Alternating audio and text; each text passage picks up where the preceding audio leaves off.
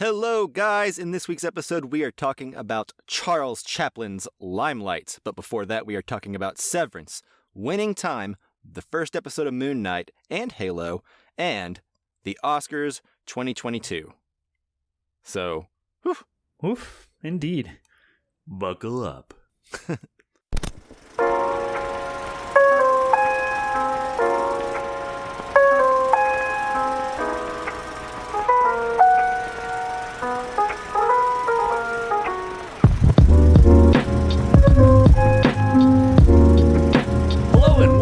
Casual Cinecast, powered by Cinelinx. My name is Chris, and with me as always is a man who is waiting for his youth to disappear so that he can wisely fade off into the distance.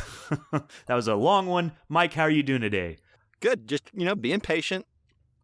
My knees work good, so I gotta wait for those to stop. Oof, jealous.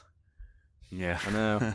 My back still feels mostly okay when I wake up in the morning, so I don't know. It's getting there, but we'll see. Give it a couple decades. Yeah, absolutely. Also with me is a man who takes off clown makeup every night. He doesn't even need to have the clown makeup on. He just puts it on for very little reason, just so that he can have the effect of taking it off every night. He has to do it in order to sleep. Justin, how are you doing today? I'm good. And just for clarity, I don't walk around at work like that all day. It's just like after I get home to sit in front of the couch, I put on the clown makeup for that. I'm not a weirdo. I like to think you put on your clown makeup in the morning, and then once it's done, you put on regular Justin makeup to cover up the clown makeup that you have on underneath it. So I get to take makeup off twice, like once the Justin layer when I get home, and then the clown layer. Reveal the sad clown. Yeah. It's a sad clown all Anyways, yeah. If this is your first time listening, this is a casually Criterion episode, which is a Criterion Collection-focused episode that we like to do every other week or every other episode, where we we choose films from the Criterion Collection that are voted on by the listeners. Then, before we get to the main review, we'll be doing our usual News on the March, where we talk about recent news and things that we've been watching. So if you haven't seen the movie and you're just wanting to hear us talk about random stuff, you can still listen for a little while. Then we move into our main Criterion review for Limelight, Spine number 756. And as Mike said, the listeners choose the Criterion films that we review in our Casually Criterion episodes. They do that via a poll that we put out on our Twitter account. So if you want to follow us there, we are at Casual Cinecast. We're also on Facebook and Instagram at Casual Cinecast as well, but Twitter is definitely the best place to follow us so you can vote in the polls. If you want to send us a message, ask us questions about the movies we're reviewing, give us a movie suggestion, a Criterion poll theme suggestion, anything like that, message us on any of those social media accounts or send an email to casualcinemedia@gmail.com. And then, of course, if you haven't done so already, you like the show, you want to help other people find it, let people know we're a show worth checking out, give us a 5-star review on whatever platform you listen to podcasts on, assuming they all have rating possibilities now. I don't know if that's true. Yeah. Are we ready to move on? Yep. We sure are. Got a lot to do. Big show. Yeah, yes, we do. Let's go. News on the march!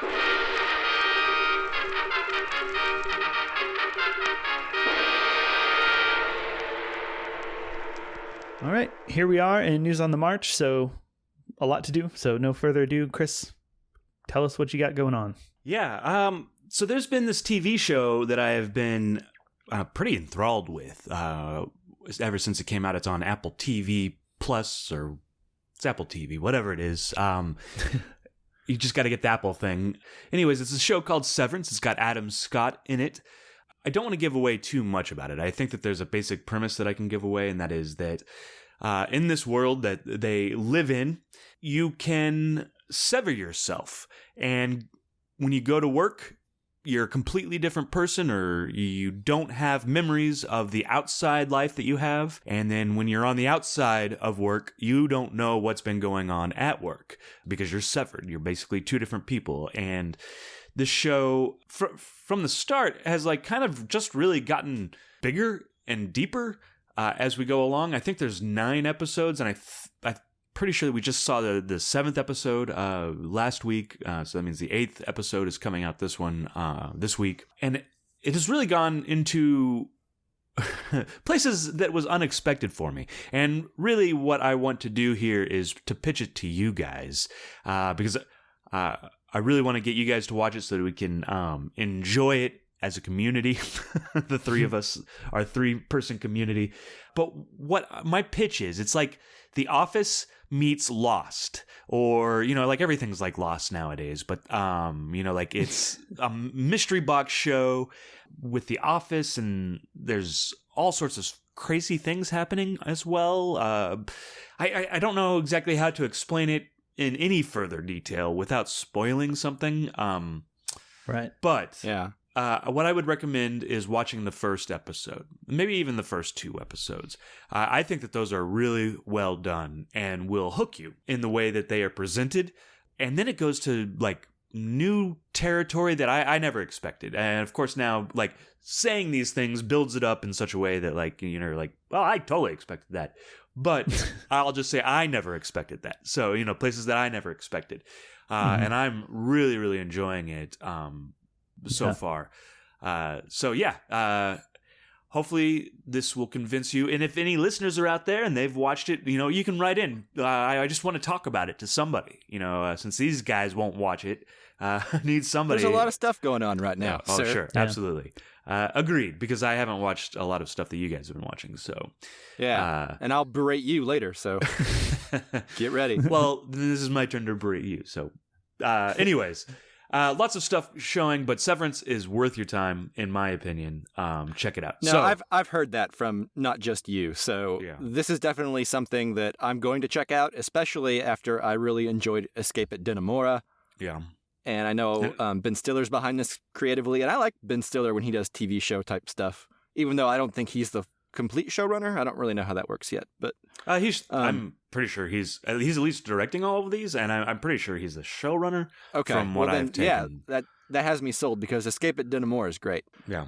I will say the beginning, before you clarified further, when you were talking about just the severance from like work and real life, my first go-to was, that sounds like Click,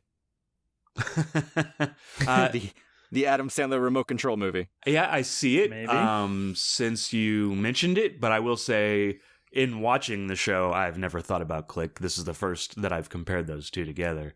But you're not wrong. I do think it's a weird idea that is taken to a different level, and it's kind of like, oh man, it's hard to, but it's like there's some espionage in here, and there's also some like darkly funny moments that are just really funny.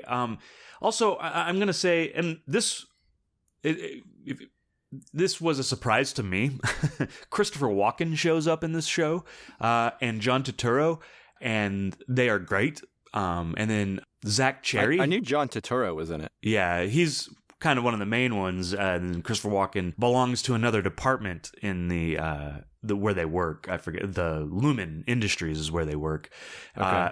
And there's like, oh, it's so interesting. I'd really like to talk further about it, but I know I can tell you're like yeah, spilling over the seams here, trying to like just feed more information to us. Yeah, I will say that you know, you have been like, you guys should check this show out. It's pretty cool. You should give it a watch. Maybe you should watch it. You've never used the word that you were enthralled. The word enthralled is a strong seller for me. So I blame you. That's like me when I was trying to get you guys to watch Midnight Mass. Oh, well, Yeah. I immediately watched Midnight Mass. I love You that did. guy. Like I don't even think I need your recommendation to check anything. Yeah, that you he's were probably out. halfway Yeah. through it by the time I started it. I don't know. But what I would say is, you know, it's really difficult to recommend things to other people. There is, you know, like I think at Blockbuster, back in our days of Blockbuster, you know, like I would be really aggressive about like you have to watch this, sir. You know, like Yeah, I will when you not made us get Junebug. Yeah, exactly. That's our first meeting. I made Mike and Justin buy Junebug, which is a great movie. You made us So buy you're it. welcome. I didn't regret you it. didn't even like rent it and check it out. You were like, just buy this movie. Well, you guys were like trying to. It was like a 4 for $20 deal or something like that. Yeah, I know. But anyways, but so in this recommendation thing, I'm really trying. I was like, I feel like I've pushed it too hard, Severance. That is because I'm like, well, I have to give my like backing to the show, correct? But I can't do it in such a way that like it feels like homework. Oh well, Chris has said I have to watch the show. I guess I have to watch it now. Like so. You sound like Eeyore. Well, yeah. Don't worry about me. Yeah, no one ever I don't does. know where my tail is. Yeah. Also, if we didn't want to have stuff that sometimes felt like homework to watch, we wouldn't do a podcast where we watch things and talk about them and have to do it by a certain time.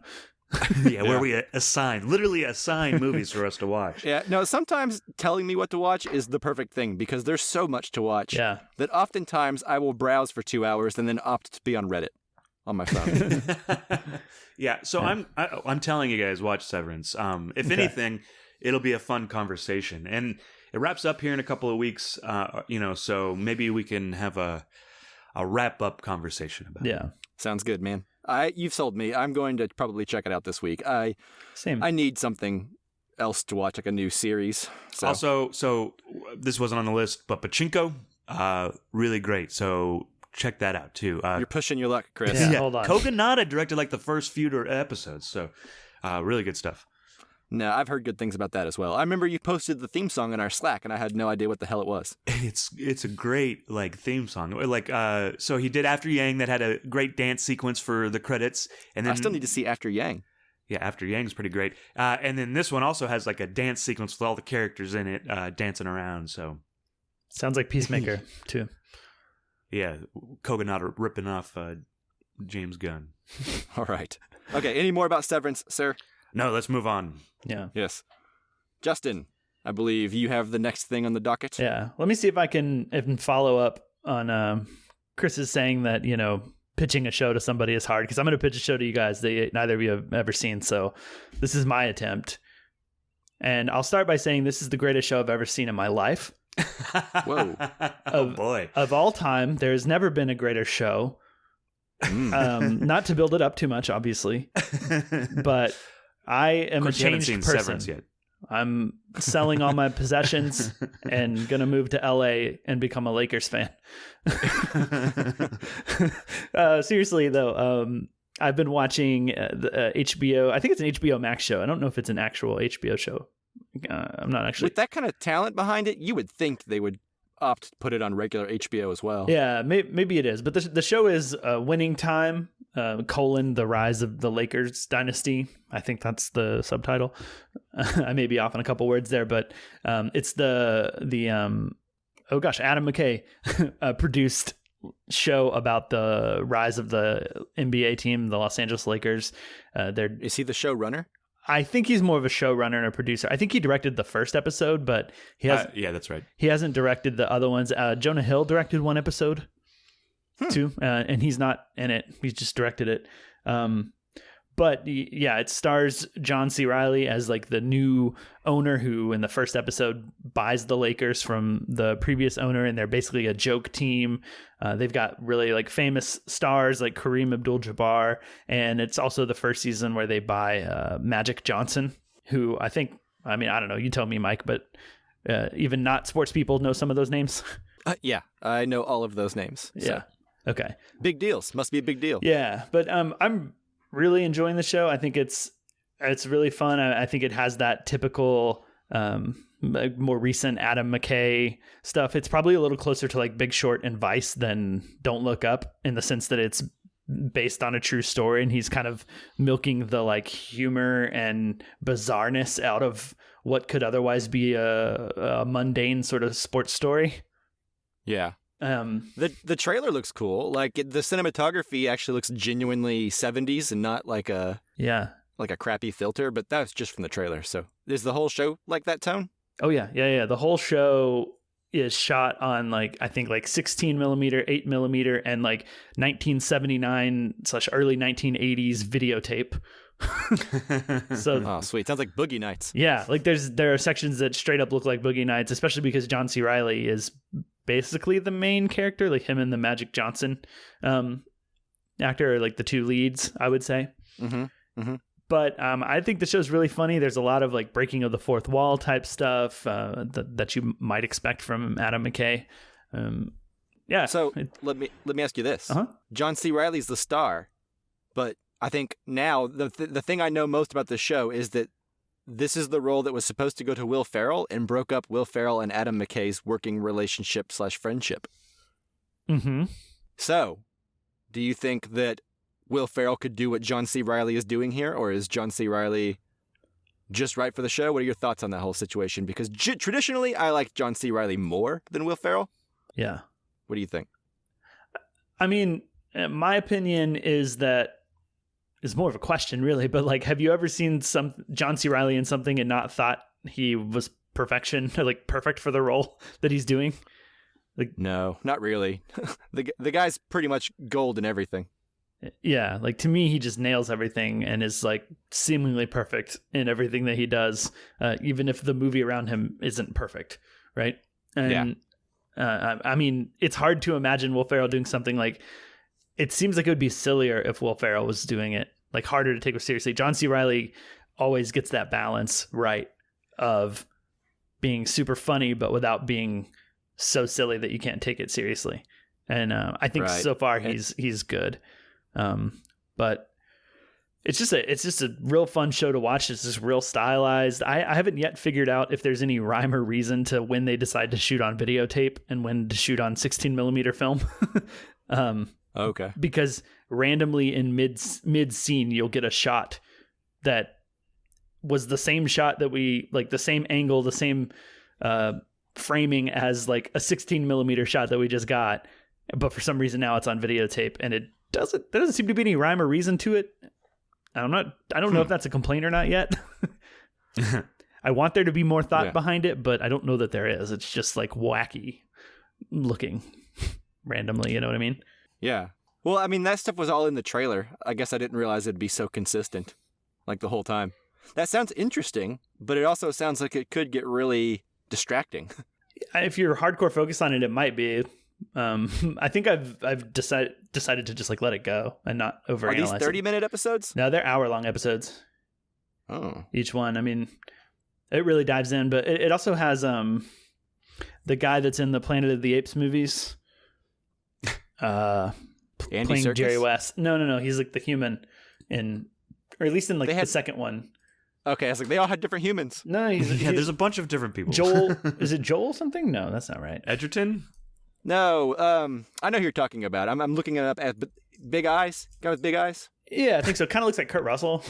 Well, I think that's generous to him. I'm almost there. Bear with me one moment. Yeah, my bad. I had his name in my head, and then Jason Clarke. Jason Clarke. That is it. Oh yeah, that is it. Good actor. Yeah. He's really good in it. There's been a few like surprise characters that show up that I've been like, oh, they're in it, and some of them are kind of they're revealed in a fun way. So like, I don't really want to spoil them, but there's definitely people that you very much know.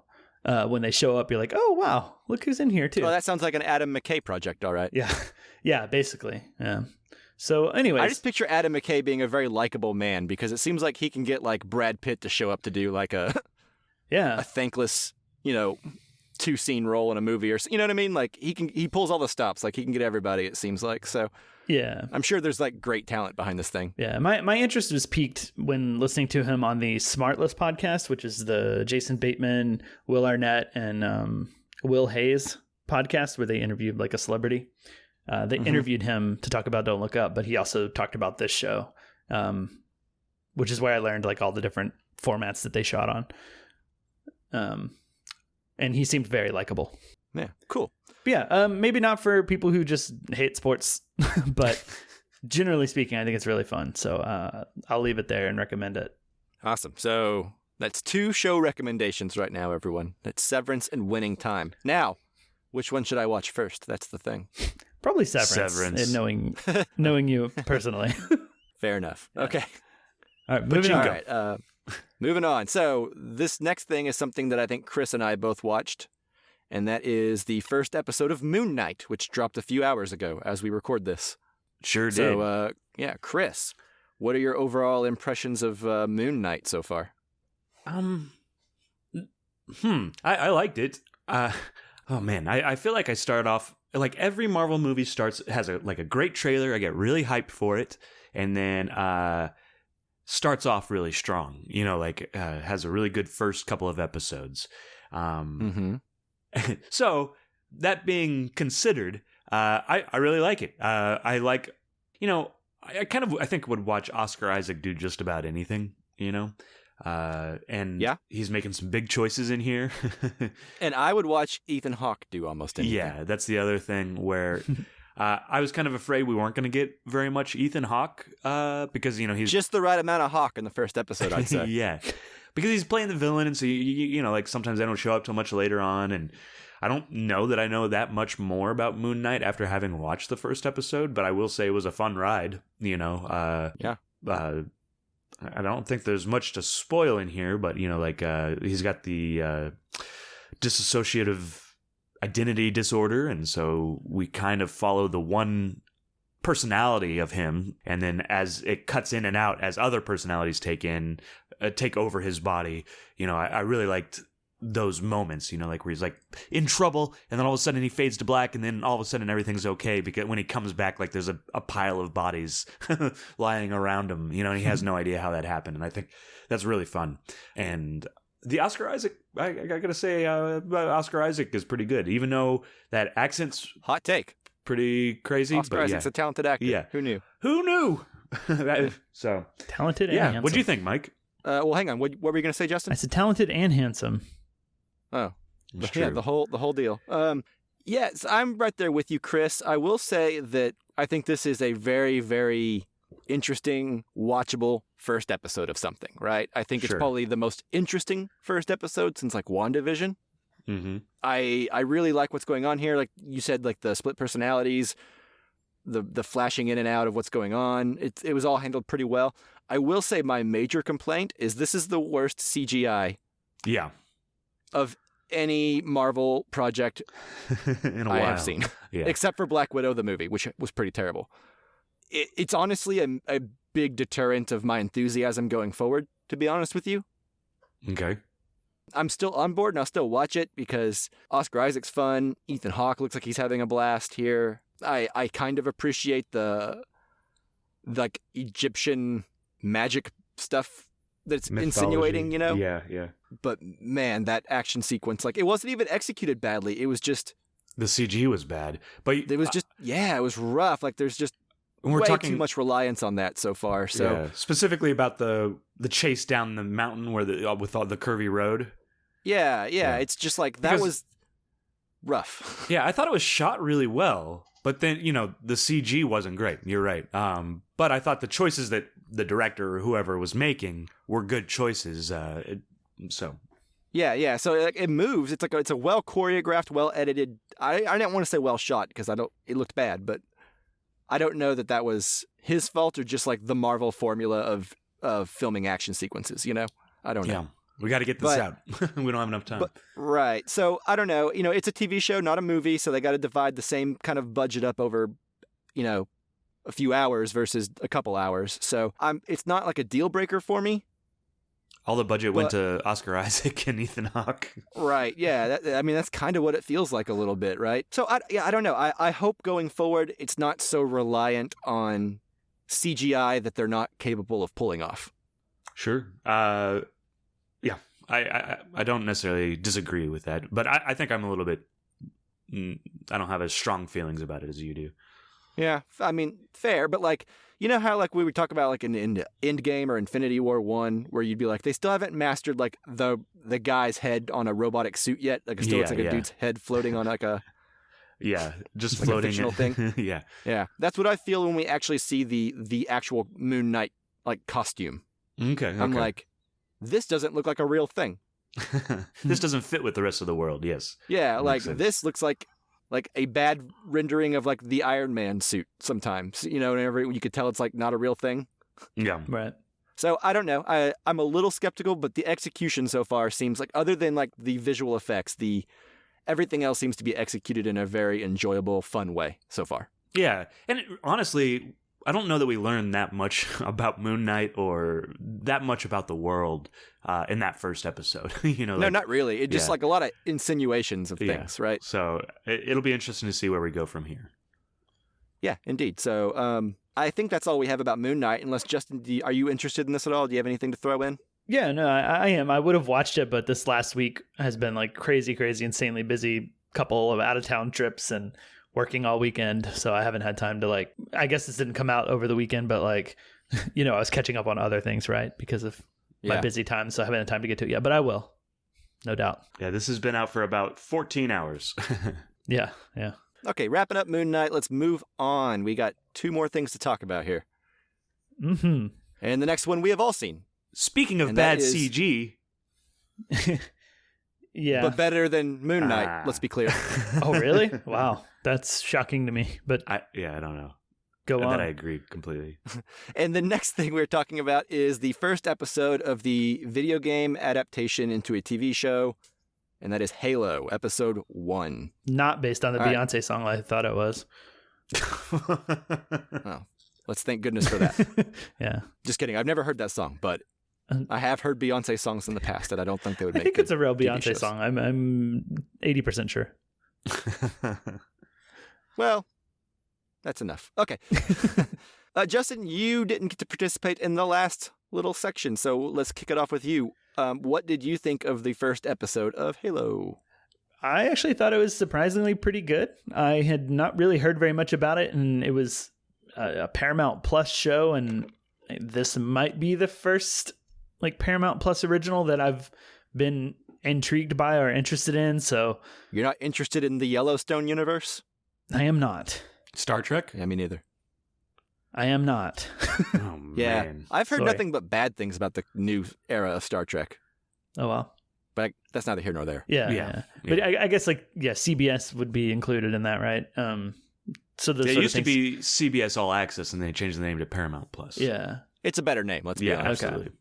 Well, having no, bar set for Paramount Plus or CBS All Access shows, I didn't know what to expect. I thought that this could be bad, whatever. But I'll give it a go. I liked the original Halo game. It's the only one I've ever played, though. So this lore probably touches on a lot of things that I don't understand. So kind of basically just might as well be an original sci-fi with some characters and creatures that I recognize from a game I played a long time ago. And I thought it was actually surprisingly pretty good. I found, the main character that we sort of start the show with, basically, the girl, I found her to actually be really compelling of a character, more than I expected to be from Halo shows. I guess thought it was going to be a bit more Master Chief focused, and maybe it will be over time, but everything she went through in the first episode as her village is attacked by the Covenant aliens, I found to be pretty compelling, and I thought she turned in a great performance, and the world that the show has set up so far is interesting to me. As you said, Chris, I can see the sort of budget constraints that Paramount Plus CBS is under showing through in the CGI and the kind of set extension with CGI as well. And other than that, though, I can let all that go, really, and just enjoy it for what it is. So I like it. What do you guys think, Mike? Yeah, I have never played any Halo game. I played a little bit of Halo 2, and I've played multiplayer with friends, right? So I don't know the story of Halo at all, really. Yeah, me neither. That said, I enjoyed this more than I thought I would. I wasn't really looking forward to it. The journey of Halo becoming a TV show or movie or whatever has been a long one coming, but I don't know. I didn't expect quite what we got. This, the first 20 minutes of this feels like Starship Troopers to me. Yeah, Yeah, absolutely. in a good way. It's really violent. I don't know. We're introduced to a whole bunch of characters in the first 5 minutes, and I was like, okay, this is the cast we're going to be following for a little bit. And then within moments, they're exploding. There's blood everywhere. Yeah. It's nuts. It's crazy. And so it hits the ground running and has my attention. Yeah, there's a little bit of shoddy CGI, but I think that's just part of the course for these times, right? Seems like it.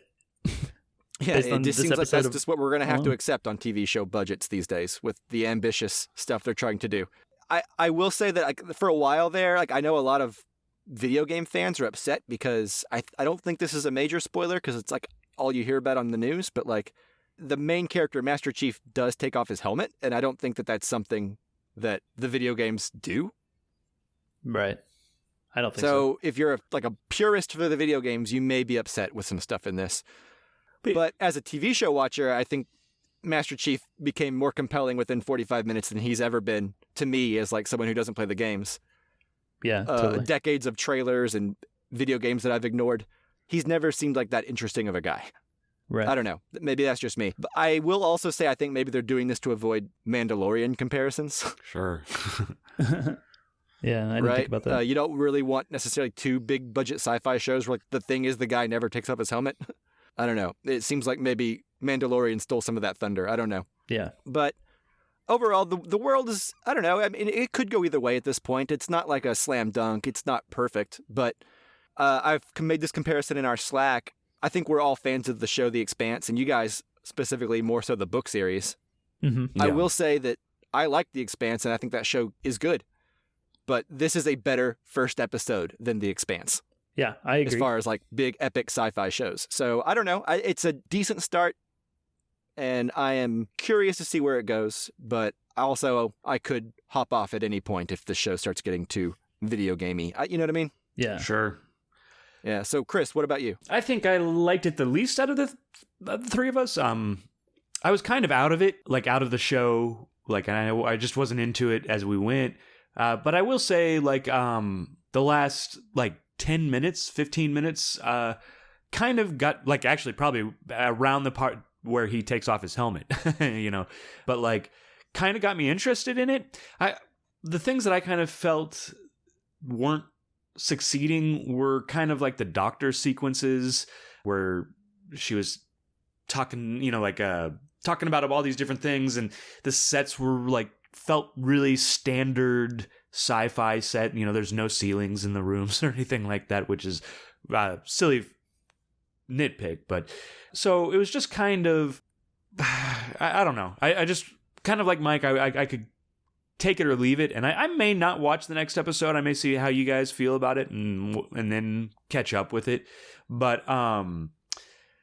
yeah, I just wasn't into it until like that very end sequence, you know, like yeah, sure. That was kind of what got me in. You know, like there's actually You've been burned by epic sci-fi series before. Yeah.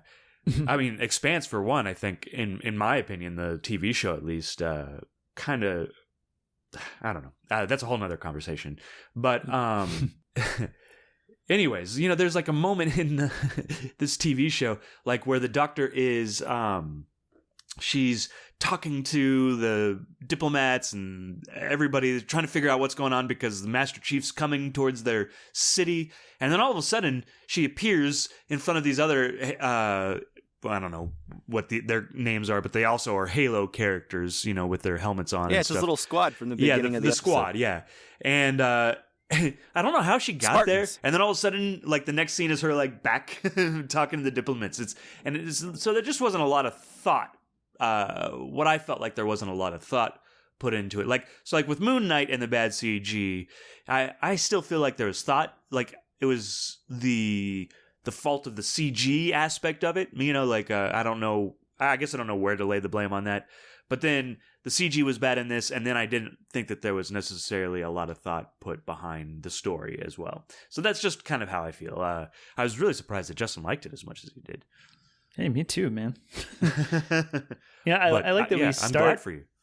Yeah, I like that we start with like the villagers and like the people who are basically in complete like distrust of the government and the military and the whole Spartan program. You know, I found that to be just right off the bat a little bit more interesting than I ever expected the show to be. So it seems more about the lore and less about like action. You know, I guess what I was expecting, right? And like I like lore. I like that in video games. You know, and honestly, that's like the most thing that like never appealed to me about Halo the most is like it's almost too shooter based. Yeah, and I need a little bit more story to really hook me. Yeah, so for sure. I don't know. I'm kind of with you, Chris, on like the sets, but also it's not something that I think is worth harping on just yet. Yeah, yeah, and I guess like what I would say is, so like The Expanse is a very good comparison. I'm glad that you make that comparison because I think The Expanse falls into a lot of these same traps, but oftentimes there's something about The Expanse that makes it rise above it. Like, and it's the story or the thought that was put into the story maybe. Whereas I just don't feel like there's a lot of like they were like, we need to do this for plot convenience, kind of thing. See, I guess I'm not with you on that just yet. Okay. I don't really see any shortcuts. Like, that thing you mentioned earlier, I don't necessarily view as like sloppy even. Like her going to another room and talking to her soldiers that are on standby and then going back to the previous room. Like, I don't know. Like, I don't need to see like a transition of her walking down a hallway. Sure. I can believe that. Yeah, okay. That is a really nitpick, but it was just a thing that occurred to me. Whereas, like, she was just in this room, and then it felt like she was, like, way across the planet or the base, or, like, I guess I just didn't know where she was, or I don't know. Like, I'm getting really nitpicky. Maybe the at this geography point, hasn't been laid out, She's in a science fiction hallway, dude. Yeah. Also, with, like, Expanse, you have a plethora of books to draw from too when you're watching the show, which I think helped me watch the few episodes of Expanse that I've seen.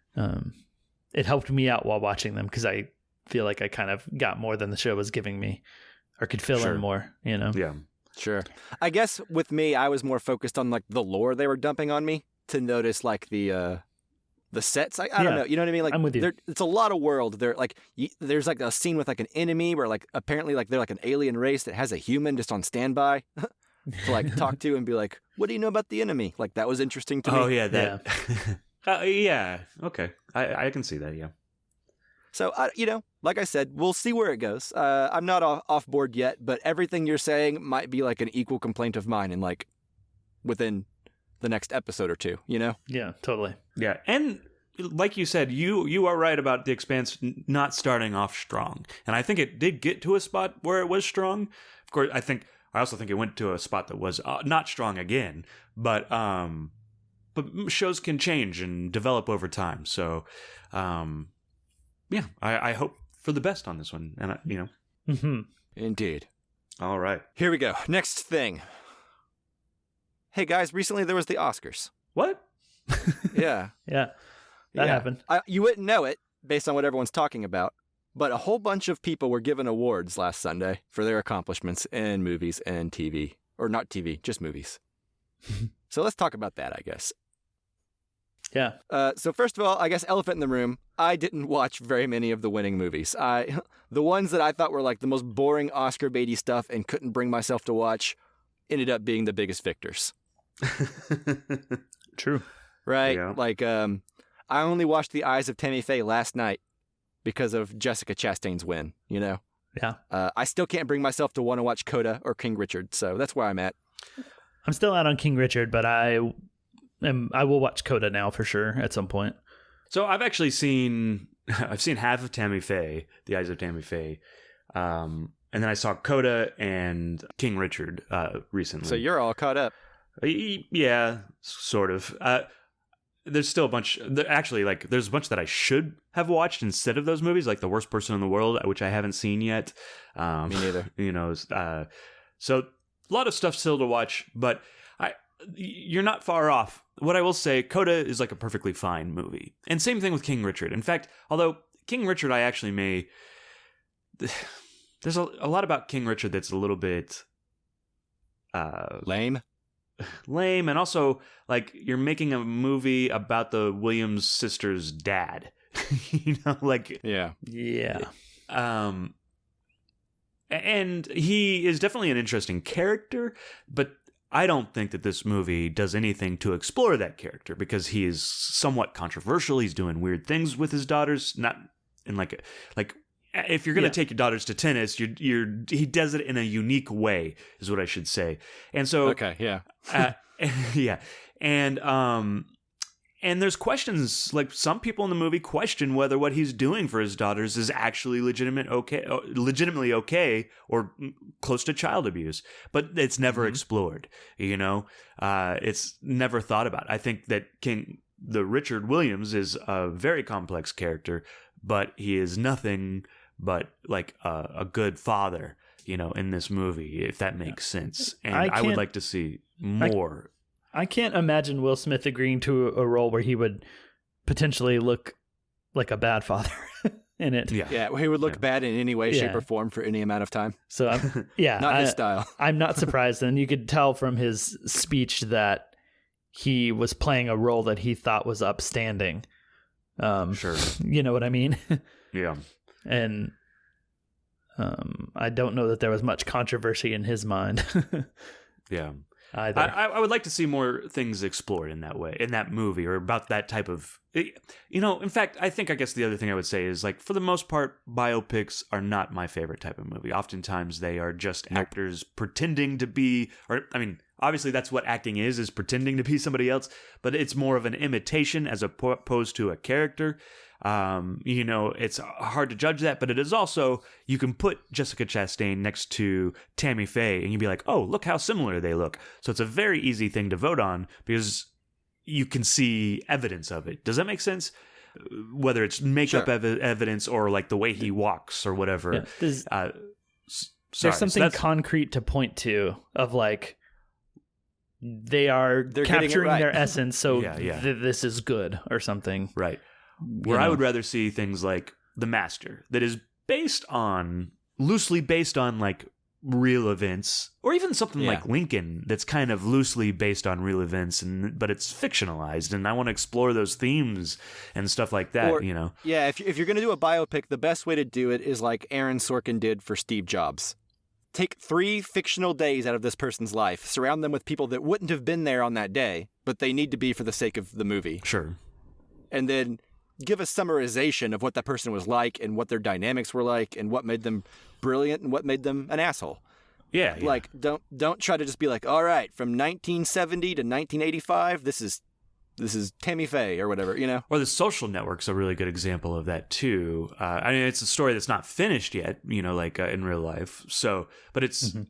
I found the Social Network to be really good and a good. I don't even know that I would categorize it as a biopic in my head, but it is, right? But like I said, it's the right way to do it, right? Like, be basically blatantly fiction, with like the underlying truth being what really you need to take away from it. Sure. Yeah. Yeah. Well, Coda was not a biopic, so right? Yeah. But it was just based on a true story? And it was based on a French movie, I believe. Oh, okay. It's a remake. Yeah. Oh. It's a shot-for-shot remake from what I understand. Is it shot-for-shot? That's what someone on Twitter said. I haven't seen the original movie, so I don't know. Yeah, I don't know. Okay. It's sweet. It's okay, but like, I think out of the 10 movies that were nominated, it'd be towards the bottom, But I think it's a good story. So like when you vote for those people, like Troy Kotzer and Coda, it's a good story and you feel good about it. And I honestly, like, we are kind of emerging from a pandemic and, sure. I don't begrudge Coda for its win. And a bad president. And I don't think we're out of the woods yet, but maybe feeling good isn't so bad right now. No, I get it. Yeah, no, that totally makes sense. It's like, with the president thing, I think we just may be experiencing a brief respite from hell, but we'll see. Sure. Yeah. Yeah, you're right. It is a feel-good thing, right? Like, it's nice whenever you get up there and you see someone with a disability, like, win for something that's deeply personal to them and shining a light on that. That's always a happy thing. I give the movie a hard time for being awards baity, which I think it is, but I understand the appeal to it, and I understand why people like it, Yeah, at least it's maybe awards baity in a way that's pleasant, as opposed to like Richard. Green Book. Yeah, right. Sure. It's not. It's like no Green pandering Book. And insulting. Yeah. It's not just like kind of missing its own point. Yeah, and I don't think Coda, when they made it, they're like, we're making this for the Oscars. Now, I think when they made King Richard or The Eyes of Tammy Faye, that was in the back of their mind. But Coda played at Sundance. I think this is the first Sundance movie to win an Oscar or win Best Picture. I'm not sure. Mm-hmm. But so while it may feel awards baity or like in structure and characters and stuff like that, I don't think it does feel awards baity, but it feels more like maybe like a Little Miss Sunshine situation. Yeah, like Little Indie That Could energy. Yeah, but it feels a little bit more like feel good TV, like not. I don't want to say Hallmark, but something along those lines, like. Sure. Yeah. Well, I think there's a common stigma that like a lot of the serious award stuff is always so heavy and dark, like, you know what I mean? So it's like, it's nice every now and then whenever something happy wins, like The Artist and I think what they thought they were doing with Green Book. Yeah. I am happy that Power of the Dog did pick up something. Speaking of, darker movies. Jane Campion winning Best Director made me happy. Yeah, sure. Yeah. It was like, I think that was like the one thing where like the winner was the one I was rooting for. Might have been one of the only ones. Yeah. And I wasn't really watching the ceremony because like I tried to stream it live, but ABC's website was just like not working at all to stream it. So I just kind of had to follow the highlights on Twitter as they were going down. I watched I missed like the first hour, and then I watched the next 2.5 or so, however long it was after that. Yeah. So I caught all the major stuff. We are like not talking about the one thing, but what I will say is I was watching. I think they showed something like they did the dumb internet poll thing, like the Zack Snyder was winning all of, which I was really ridiculous.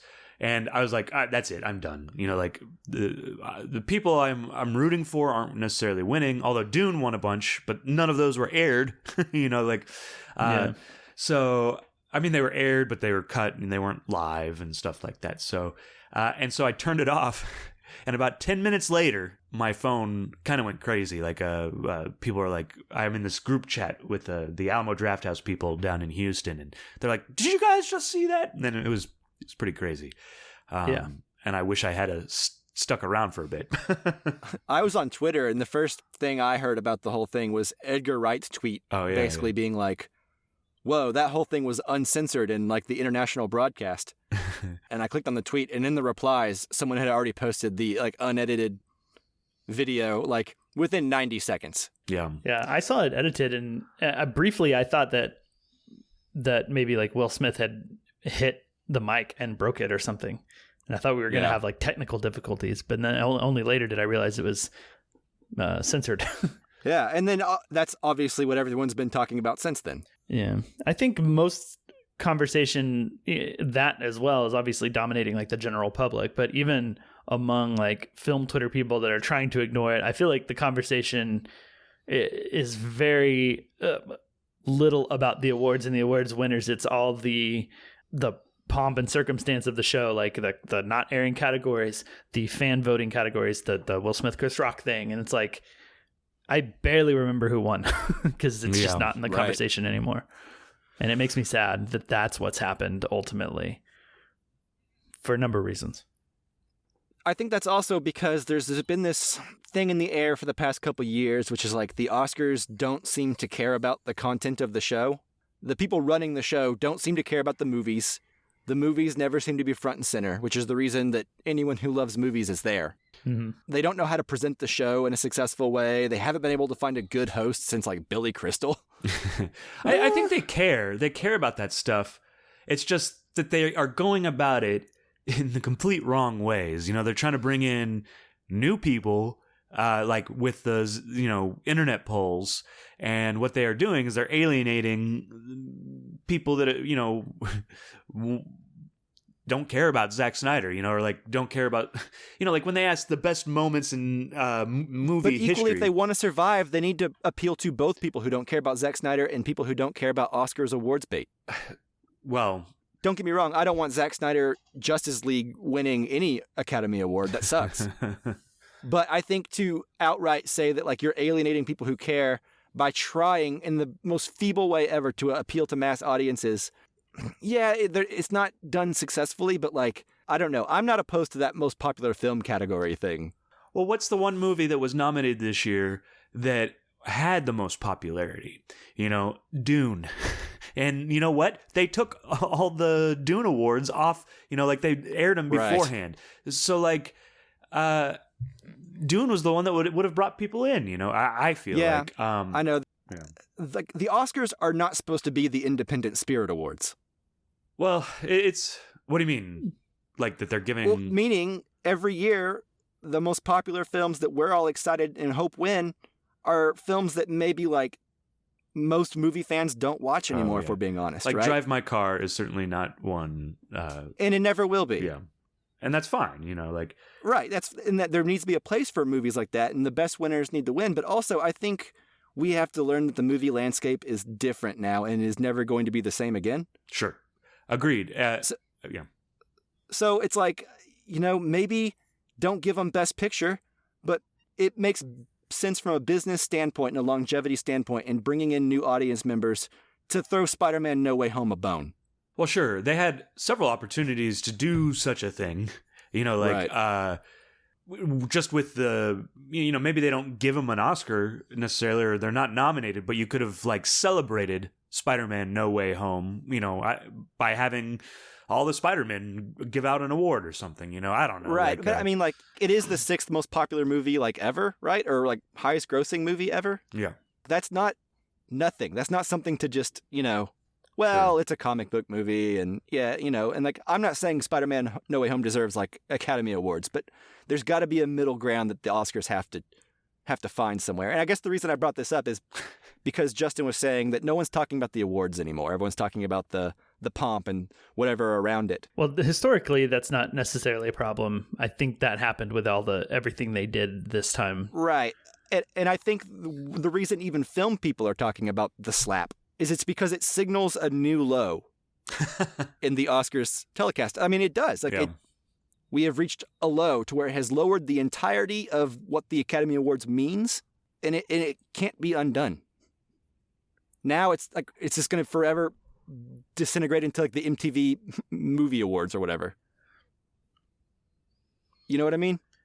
Yeah, I mean, I think for me, the issue is that anything they do that takes it to a more common denominator begins to lose. I want to say the people like us, but the film people, the people that are into more Power of the Dog and all of that stuff. Because I think what I've noticed, at least the trend for me over the past 5 to 6 years is that any bit that isn't celebratory of the movies that people think deserve the praise the most is chastised by people, right? I personally really enjoyed what bits I saw from Wanda Sykes and Regina Hall and Amy Schumer. I thought they were funny and lighthearted enough. They weren't great, but all the time, but they were good enough. But I think the more refined, I guess, Oscar viewer, cinephile person, I've seen, you're poking fun at movies and isn't this the whole point? And it just feels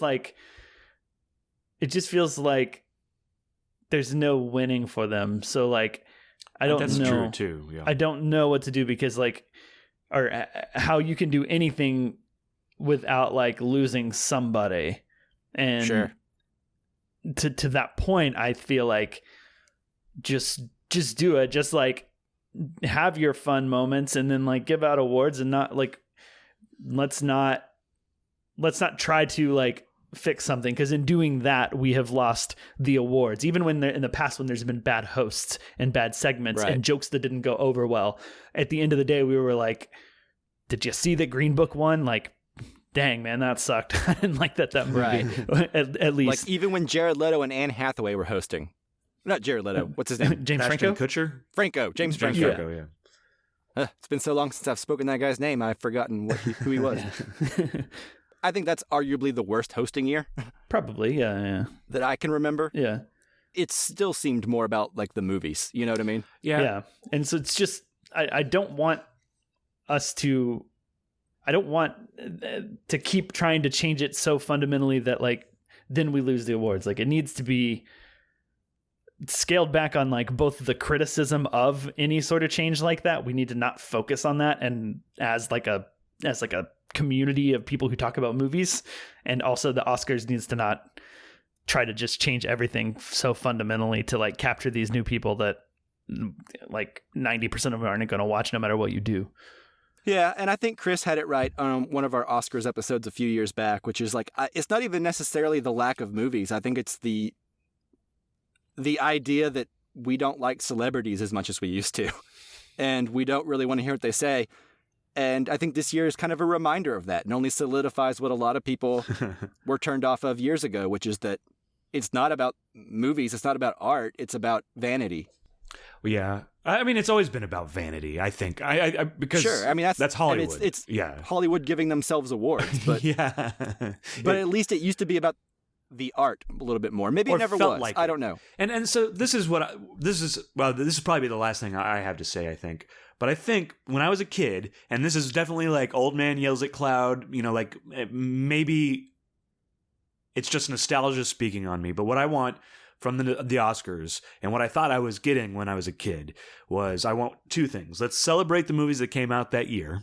Things like Spider-Man No Way Home, even if it's not nominated, let's celebrate it, And then I want to recognize the history of films that has come before in some way. Like I remember as a kid watching the Oscars and getting film ideas like of things to watch, like, oh, Spartacus, they'd have Spartacus on there or whatever. Like I found it as a conduit in order to find the history of films, like whether they're giving Akira Kurosawa, a Lifetime Achievement Award or something along those lines. So those are the two main things I want.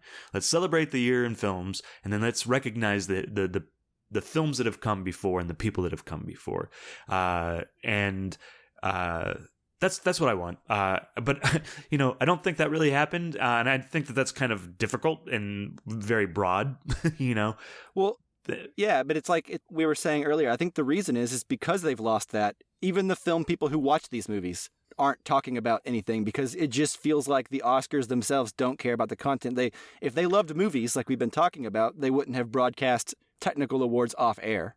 Well, I also think that was, I mean, sure, bad call. But I think a lot of that came from ABC and was not like an Oscar choice, I understand that, okay. But I mean, if ABC, like, I don't know. I say at this point in time, if it's ever going to be like this again, like it's been the past couple of years, just cancel the Oscars. Well, let them do it online. Yeah. I don't know. Streaming is, I mean, it was really difficult for me because I don't have it. I mean, I have internet, but I don't really have regular TV. So I had to like really fiddle with stuff in order to get it so I could watch it. But like just stream it on Hulu or stream it on stream it on something, and you're going to get more people to watch it. I think you would, to be honest. And you could make it longer. You can make it less. All day. Like no, I mean like the Super Bowl. Well, that was excuse me, but the Super Bowl is all day. I wouldn't mind having an all day event that's like, like here, this is, his 50th year of Godfather. Let's do a retrospective of Godfather, or like, let's talk about it and have Q&As. I don't know. Just make it an event. Okay. Yeah. I think I'm done ranting. Yeah. So sorry about that, guys. I mean, we're long, but it's an Oscars episode plus other stuff. But like, I think to me, the point that I'm taking from you, Chris, is like, you want to focus on like celebrating the movie, right? And celebrating the industry and the people who work in the industry and give them their night to be rewarded for the good work that they do. And absolutely, the perfect like encapsulation of everything that was wrong about this, to me, is like the in memoriam sequence where it's like, we want to see the people who passed and like celebrate them. Don't put a whole dance number in a dance sequence in front of the screen. Right. To try to like add spectacle to something that is a pretty simple thing, right? Yeah. And that to me is like this perfect encapsulation of everything. If that makes sense. Missing the point. You're right. Yeah. So that's my last thought. Same. To cap off my rant earlier, I hope in the future that there's more of a crackdown on this type of behavior that overshadows everything. It sucks that, for the first time in history, someone who is deaf with a disability won an Academy Award, and no one cares because Will Smith slapped Chris Rock. Right. And it sucks that... Go ahead. What? Go ahead. Well, I mean, it just sucks that like some of these people, like this is the most important moment of their lives. Yeah, poor Questlove. Yeah. Well, that's what like Questlove's documentary. I watched it. It was really great. The whole kind of message behind that documentary was that this super important music festival happened in Harlem and was this like really culturally important thing on the heels of the Martin Luther King assassination and in the middle of the civil rights movement. And it was huge, and they brought out cameras and they filmed it, and then nobody wanted to do anything with it. And it got lost in time until Questlove came along and discovered it, right? And so like to be rewarded for that movie, but then have his award and like the entire show and all the awards just maybe overshadowed and like in some cases, maybe it's hyperbolic, but like forgotten. It's like, it's just a weird, like, come on, you know, not again. Like, yeah, like it's sad. And like, that's the thing. It's like, you know, I don't know if he should have been asked to leave or whatever, but like, it's just a shame that someone so prominent, who's always been so careful with his image. Yeah, that's the crazy thing about the whole thing. That he would belittle his entire career, his own win, and disrespect his peers and people who aren't worth $650 million, who will never be, who just want like their cute little award moment, you know? Yeah. It just sucks. I don't know. Well, we don't have to go down that hole and give him any more attention, in my opinion. Yeah. I don't know what y'all think. Fair enough. Yeah, let's move into Limelight. That was yeah. All right. Yeah. Here we go. Film discussion for Limelight. Starts now.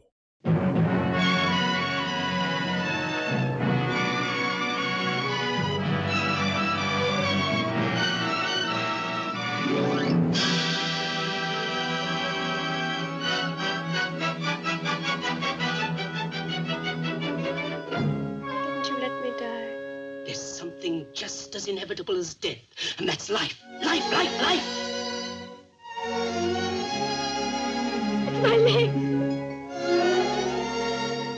Calavero's still a name to conjure with. You're mistaken. Today it means nothing.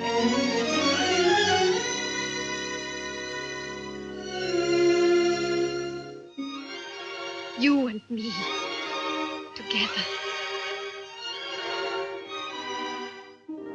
Desire is the theme of all life. I'm walking! But remember, I love you. Really?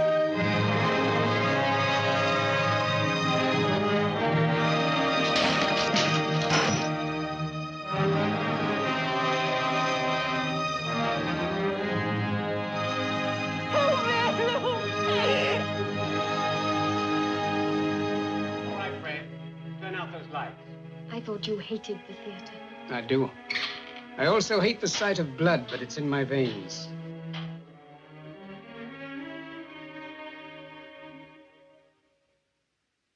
All right, so as always with our Criterion films, they are films that have been out for a while, they are older films, etc. So we will not be doing our usual spoiler-free section up front like we do for our newer release films. So we are going to jump straight into talking about the movie, spoilers and all. The first word out of Mike's mouth might be a spoiler for the movie, so if you have not seen Limelight, pause the podcast right now, go watch it, come back, and finish listening. Yes, thank you. Now I'm wondering what the first word would have been had I not thought about it so hard after you mentioned that. I don't know. All right. Limelight was directed by Charles Chaplin. You have Charlie in the notes. Yep. He has grown into the artist Charles, sir. It was directed by Charles Chaplin. It stars Charlie Chaplin and Claire Bloom. The IMDb synopsis says, a fading comedian and a suicidally dependent ballet dancer must look to each other to find purpose and hope in their lives. Suicidally despondent ballet dancer. Oh, my bad. Not dependent. I had to move the Skype window as I was reading that, so I had to... She's not dependent on suicide. Yeah. Or so dependent that enough. it makes her suicidal. I don't know how that word works. Fair enough. All right. All right. Mike, this was your vote from the theme poll. This is the first time we've ever done a Chaplin film. And the theme was like directors we hadn't done on the show before. So first Chaplin film, this was your vote. So I'm going to kick it off to you first on your thoughts. Yeah, so this is probably not the first Charlie Chaplin film that people would have thought. Yeah. We're But starting I've at seen the all end. the rest of them. So I wanted to watch a new movie to me. Yeah. So that's why I chose Limelight. It won, I think, by a wide margin. So even Chaplin's lesser known lesser beloved films appear to still get quite the amount of love. And I will say that this film, even for Chaplin, who always feels very unique on his own, he doesn't feel like, Keaton. He doesn't feel like Harry Lloyd, or Harold Lloyd. Mm-hmm. He doesn't feel like any other silent comedian. He has kind of his own feel, right? And this film is no different. This film feels pretty unique. It's Chaplin late in his career, and the movie very much seems to be about that. A man at the end of his career who is prideful, possibly more open to being selfless than he once was as a younger man, but still ultimately a vain performer in his core. This film is very melancholy. It's sweet and sentimental. It's not perfect, in my opinion. But that said, I do believe it's my favorite of the non-silent era Chaplin films that I've seen. Maybe not as technically great or memorable as like The Great Dictator, which is like iconic and important and very good. But I think I enjoyed this film a little bit more. And I definitely enjoyed it more than Monsieur Vidot. Yeah. So all in all, this movie moved me more than I thought it would. By the end of it, I was way more enthralled than I thought I was going to be based on the first half hour. Yeah. It's kind of a slow burn, but it's got heart. And Chaplin manages to find ways to, even though he's no longer the tramp, pay homage to the tramp and do his physical comedy bits in a way that I don't want to say is completely organic, but he gets away with it. Yeah. So that's kind of where I'm at. What about you, Justin? Yeah, I also enjoyed this one a lot. I'm a big Charlie Chaplin fan. At least like his silent stuff, I think, is all great. It's I think he was the first silent film I watched with City Lights and fell in love with it. So I've been a huge fan. This is one I hadn't seen before, so this is also a first time watch for me. And it's certainly tonally very different from almost everything I've seen from him. It's very much a drama. I question whether or not the comedy bits where he gets to do some sort of like tramp-like character stuff, I question whether or not those are even intended to be funny at all, because they aren't, in my opinion. Right. Yeah. No. So I that's maybe a question that I want to answer. It's just like, was that intended to be funny and it's not? Or as a fading comedian past his time, these bits, are they landing the way they're supposed to, where I'm not supposed to find this funny and realize he is out of touch and past it, right? So I find that interesting. One of the more interesting things about the movie, but I guess it's pretty similar in tone from what I remember of Monsieur Verdot. I remember that one being a little bit more in between drama and comedy, but this one to me, it was a straight up drama, which I wasn't quite expecting. I also didn't realize how small of a part Buster Keaton had in this movie. I thought it was significantly bigger just because I had heard about this movie being the first time Charlie Chaplin and Buster Keaton were on screen together. And, that's true, but not very much. And I guess it took me a minute to like not be constantly waiting for Buster Keaton to show up and to have some hijinks ensue. Right. When they do, like towards the end of the movie, when the scenes with them, like I found that really fascinating just from the broader context of film and cinema and these two great icons being on screen, doing a bit and routine together. I thought was pretty great and probably the most like enjoyable part of the movie in the typical like Charlie Chaplin silent comedy sense. So I really liked that part. It was moving. It was touching. I thought that it takes way too long to get into the story. But once it does, it moves pretty well. And it reminded me a lot, and maybe this is just a bit of like a clown circusy sort of thing, but it definitely reminded me of like Fellini films before like Fellini did them in some ways. Sure. And you can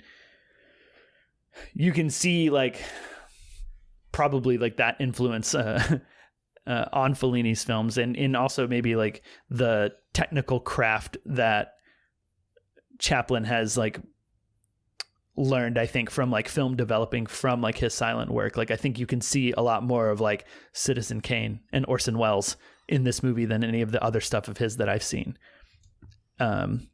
Especially with some of the like backstage stuff, like while performances are going on and seeing that, and like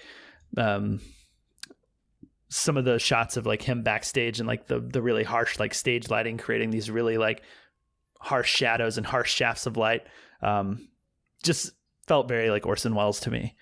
And I found that interesting, as like this kind of being a culmination of all of his years, and like the craft behind it, even if I think there are parts of this movie that you can tell that his budget isn't what it once was.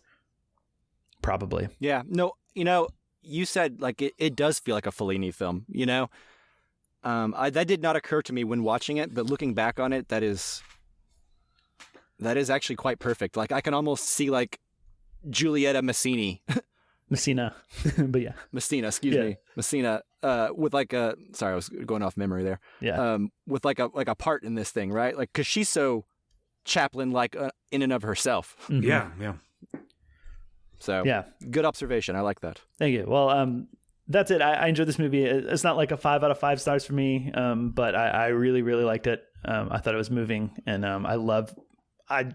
it's worth the price of admission, I think, just for like watching Buster Keaton and Charlie Chaplin do their sort of like last bit on stage.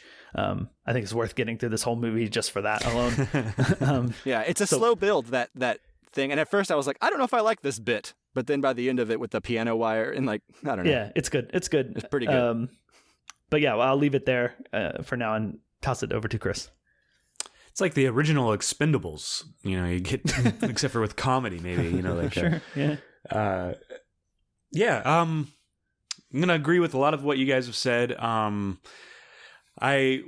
was kind of really put off by the first half hour, like Chaplin's drunk acting was it was so kind of over the top at first. Like I just wasn't moving anywhere, and it just like wasn't getting to where I wanted, or wasn't doing what I needed.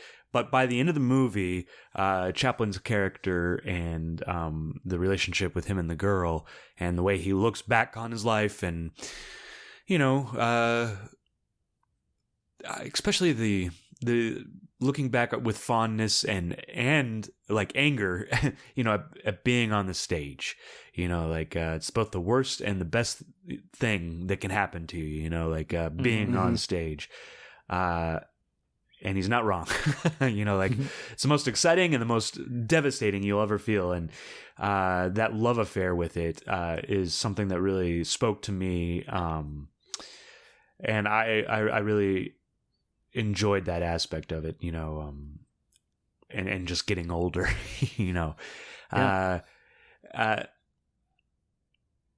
I like the relationship. I actually really like the relation. I like the flashback. I didn't like most of the flashbacks, like where it was like him dreaming about doing his sets or his stand up. And I think you make a good point that maybe it wasn't supposed to be funny, but there was the flashback I really liked was when she is telling the story of how she met that guy, her first love, right, in the shop, and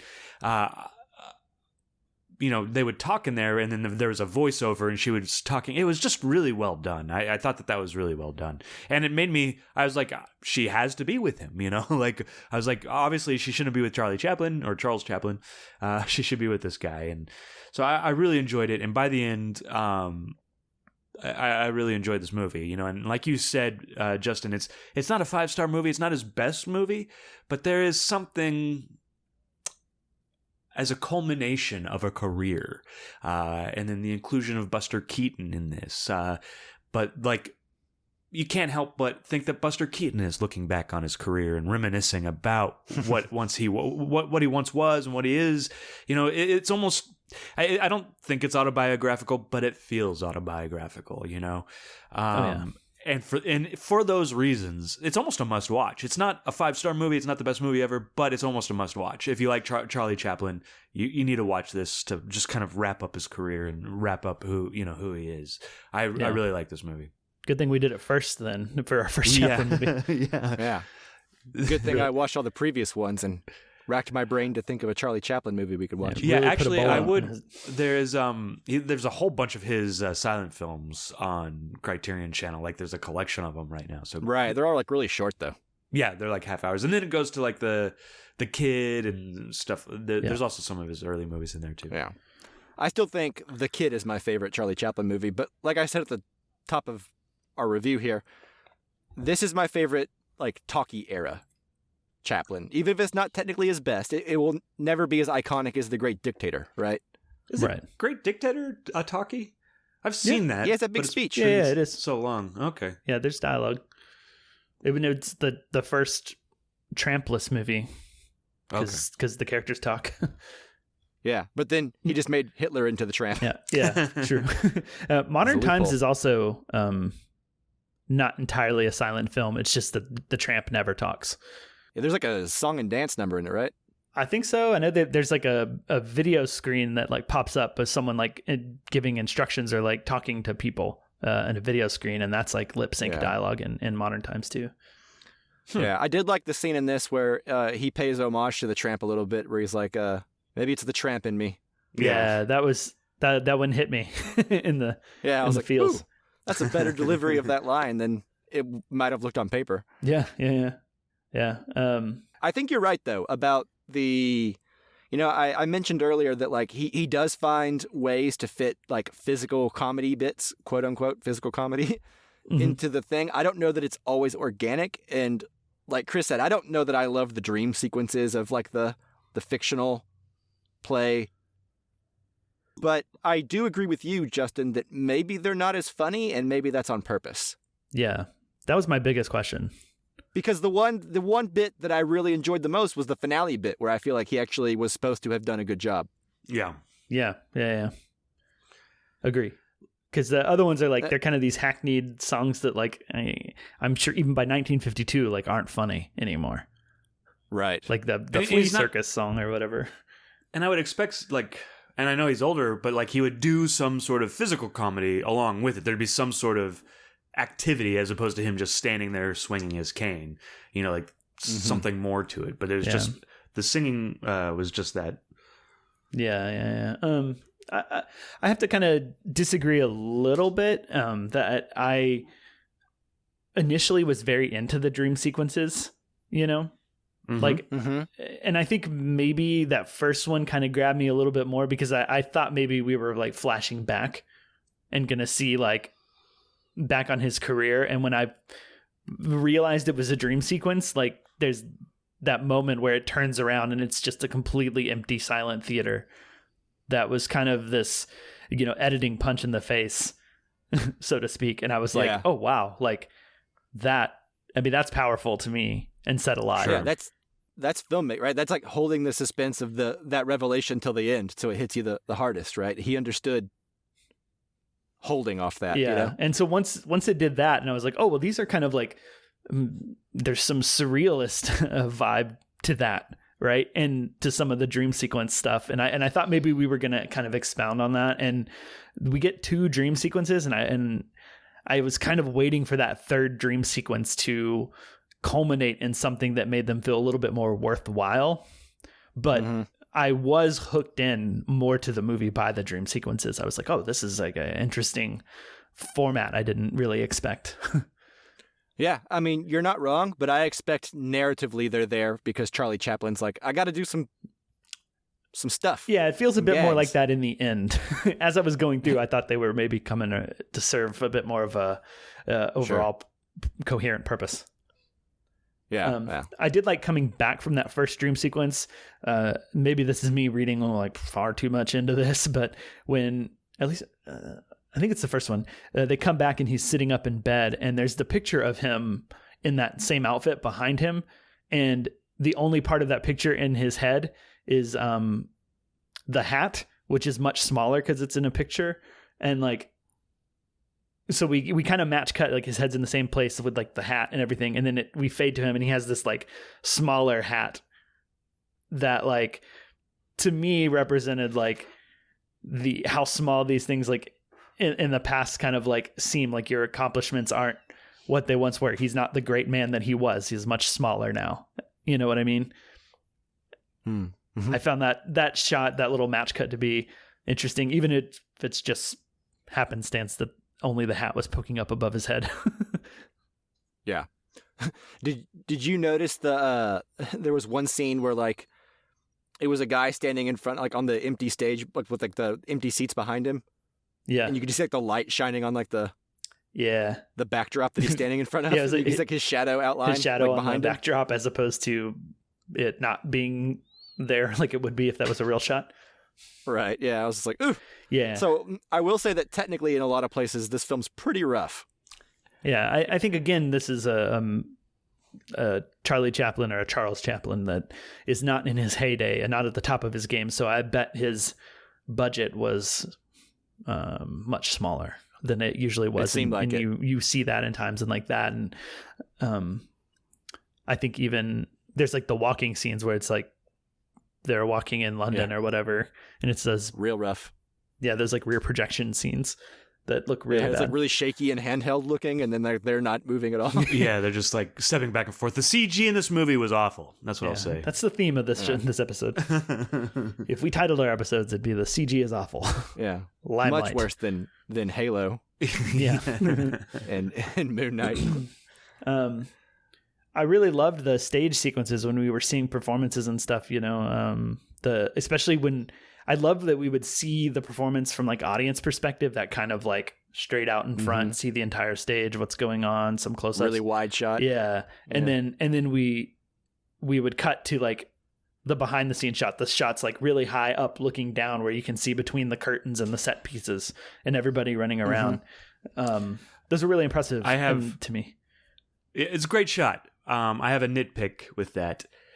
It would show everybody like running around like mad. You don't run around backstage, guys. You know, like you walk quickly, but don't run. That was a trip over something. Yeah, people will die.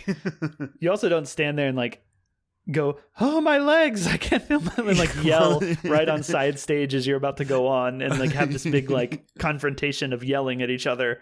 Talking side stage either, like in the wings. I guess I haven't really been on that big of a stage. Maybe you can get away with being louder on those. I don't know, maybe. I was nervous, speaking of those, at the end of the movie whenever she was performing and he's like, take her out to see her dance one last time. And they start bringing him out there. I was like, don't bring him out there where she's going to see him while she's performing and and like stop what she's doing and like mess up her own performance. But luckily that did not happen. But I was worried. Yeah. Because like there's that one, it shows it from her perspective a little bit and you're like, all she has to do is like look over. Yeah. Yeah. And she's going to be freaked out and it's going to ruin the whole show. Which they obviously cared about more than him because they were like, okay, come on, you're on. Well, they knew he wouldn't want them to. Well, the show must go on no matter what's going on. Yeah. But anyways, that stressed me out at the end because like I knew he was on the way out because like, you know, it's going to be a tragedy. It's going to be a sad ending. It's what feels right. But I was worried for her.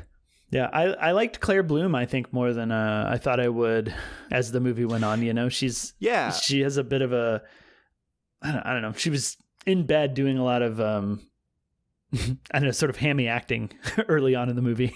And yeah, there was a lot of being really emotional. Like, and I found that hard to quite figure her out and like figure out where she was coming from. But yeah, the second half of the movie, once she's like, and like, you know, she's like loves him and she's just being really devoted to him and he's trying to distance her away. I think that's when the movie really picks up for me. It's like when he knows he shouldn't be with her, but also knows that she's good and loyal and that if he asks her to, she'll do anything for him, you know? Mm-hmm. And he needs that, but knows that she probably doesn't deserve that. So I found that whole dynamic to be when the movie really starts to work for me.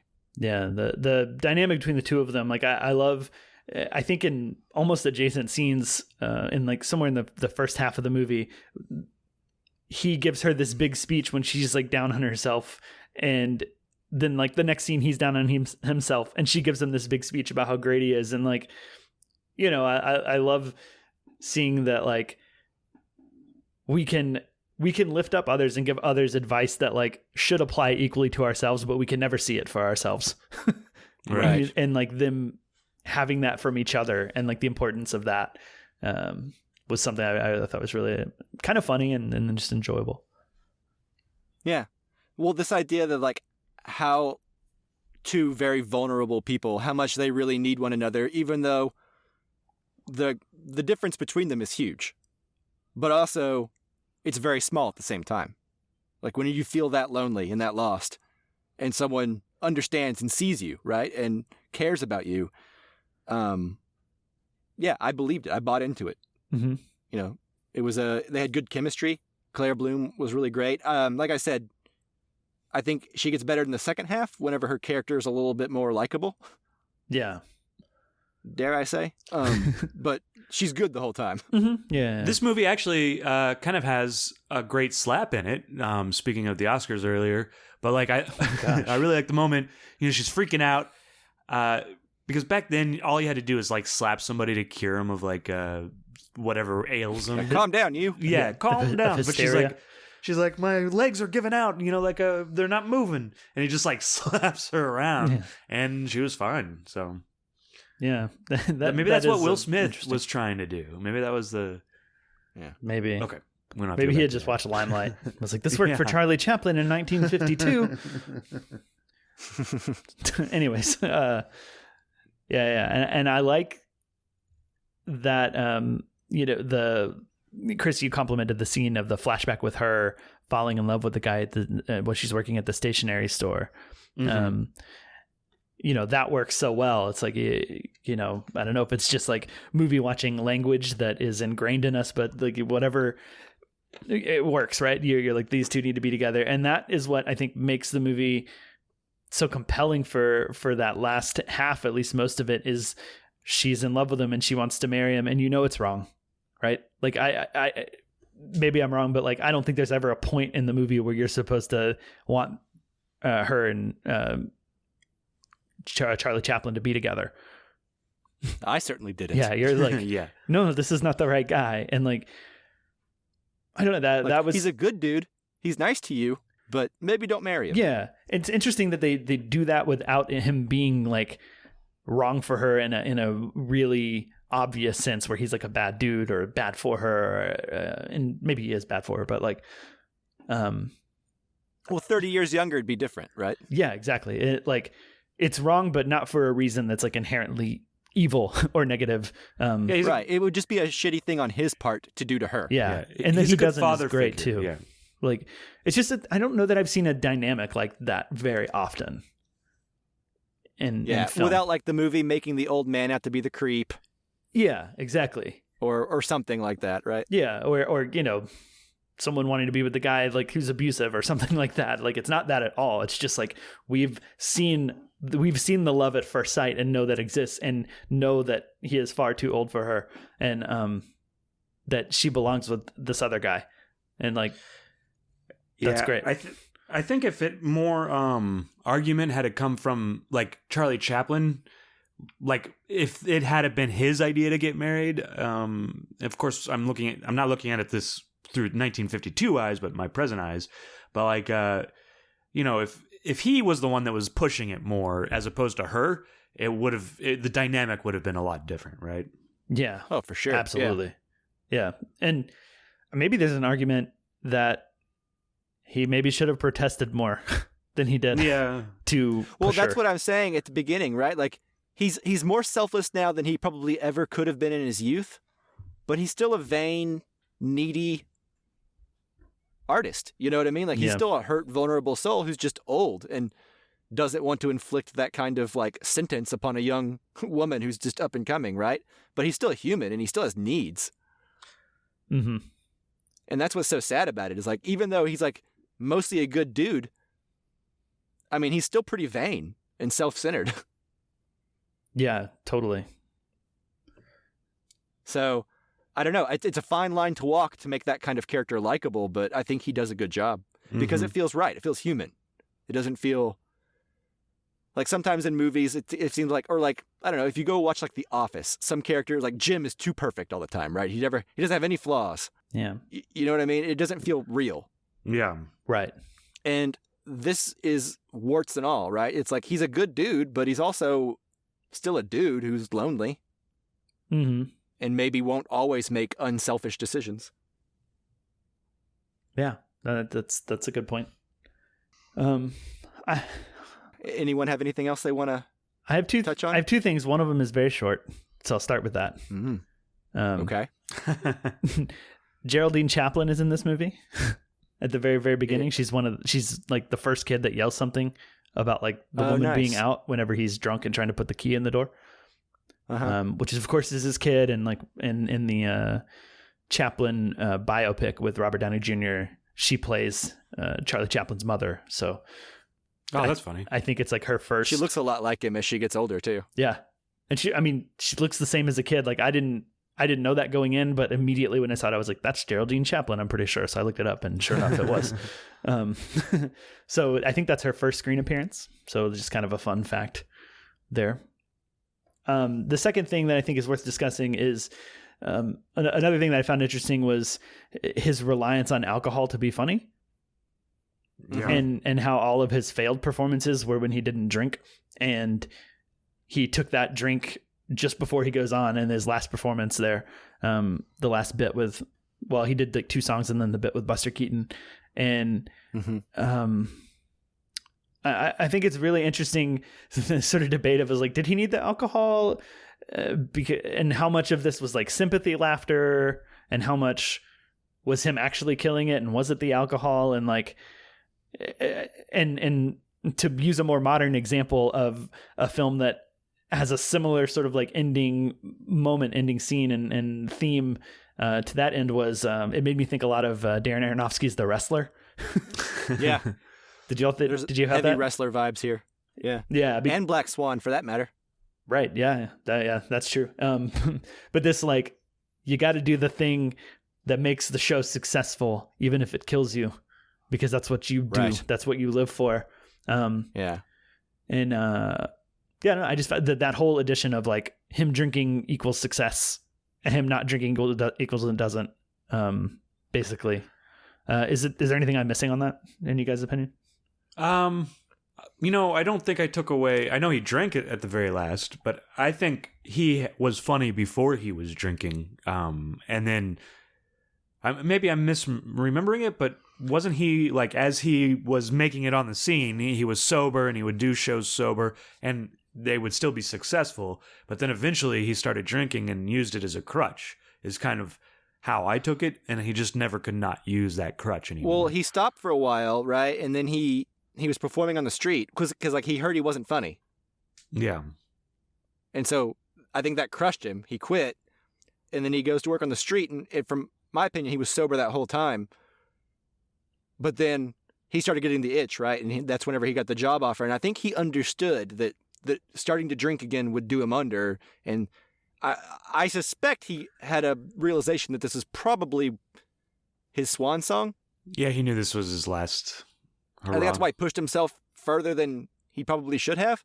So I think he went out, like, I think he took the drink for the first time in a long time. Yeah, definitely. So that he could feel like his old self again for just a brief amount of time, knowing that it would likely be the straw that broke the camel's back. Yeah.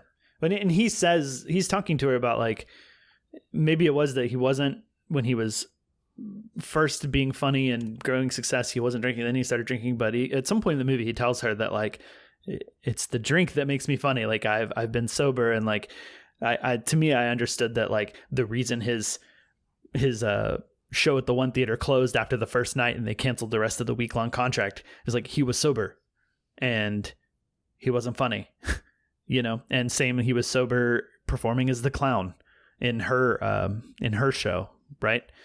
And that's, to me, that was the need of the drink, is like, this is what makes me funny. It will kill me, but I would rather be funny and die than sober and unfunny and live. Right. So I'm looking here at IMDb trivia, and it says that the flea circus act in the film was a comedy idea that Charles Chaplin conceived of in 1919 and could never find an organic place to put it into the movie.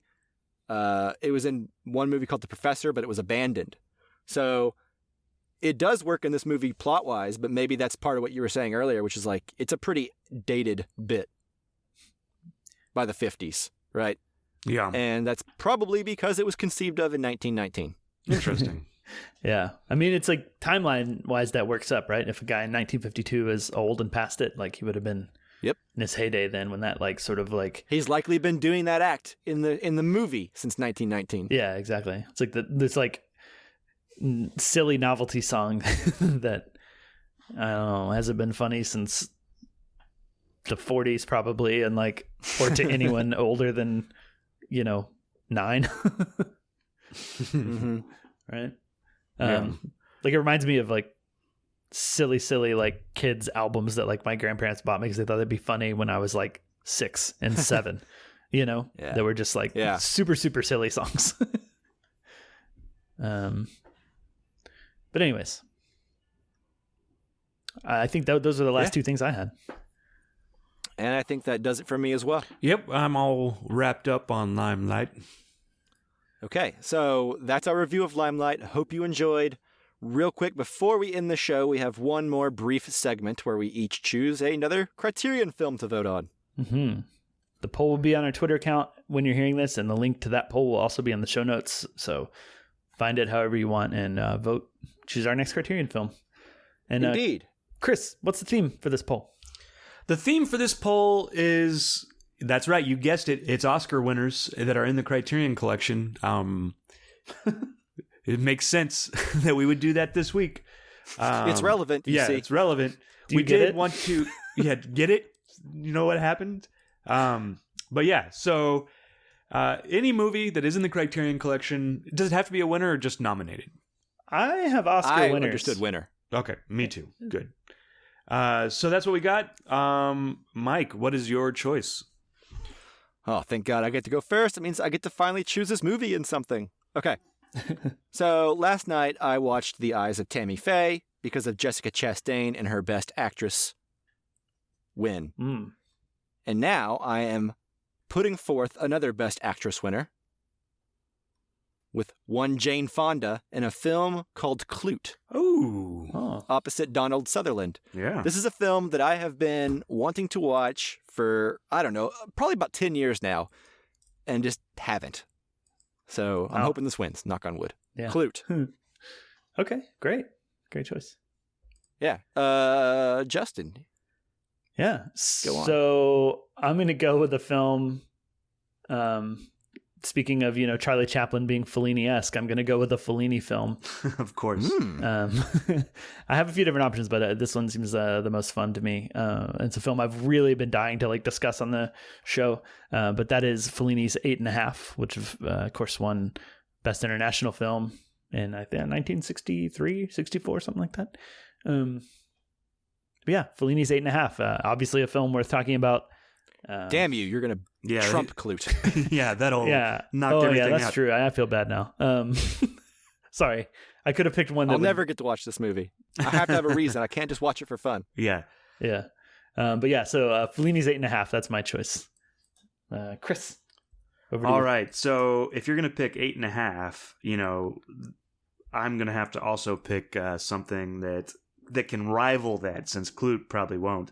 Although there was a good time where Clute was, there was a meme about it being the 1,000th spine in the Criterion Collection that was pretty funny. But I think I'm going to pick none other than George Cukor's The Philadelphia Story. Talk about, with the Expendables, but you got